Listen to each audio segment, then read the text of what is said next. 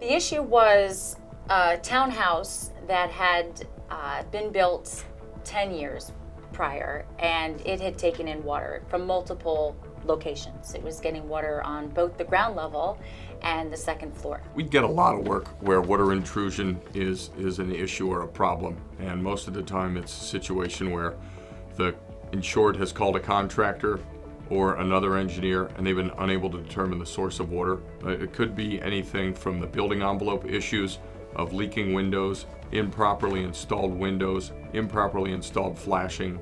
Could be gaps between vents and flashing. It could be lack of maintenance. They had some experts come out to survey the situation, but were unable to determine where the water was coming from. If you don't identify the actual source of the moisture and eliminate it from getting into the house, then you're going to have to deal with the same water intrusion issue and problems and remediation over and over again. They had small children in the house, and a significant amount of mold had accumulated over the year.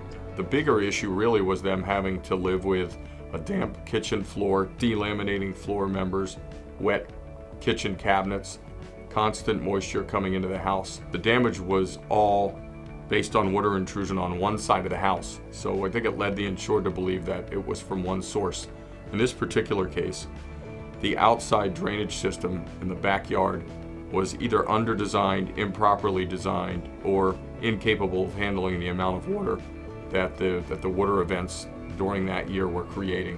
What we did was we persuaded the client to allow us to use multiple experts to address the problem. So we used one expert to deal with the groundwater issue, and he was able to identify the cause of the groundwater issue and make recommendations for repairs.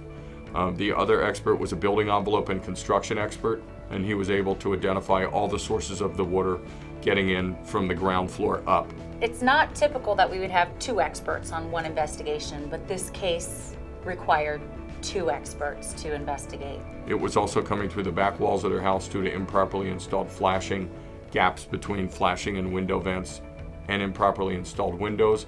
And it was also leaking in because it was piling up an outside storage shed that was adjacent to the back of the kitchen. So really it looked like the kitchen was the epicenter, but the water was coming from 3 or 4 different sources into the kitchen, which were the damage or improperly installed flashing, lack of maintenance, the gaps between the flashing and the vents where rainwater was just coming in and then leaking down into the walls. We provided them with a scope to repair the faulty construction, which stopped the water intrusion on the second floor.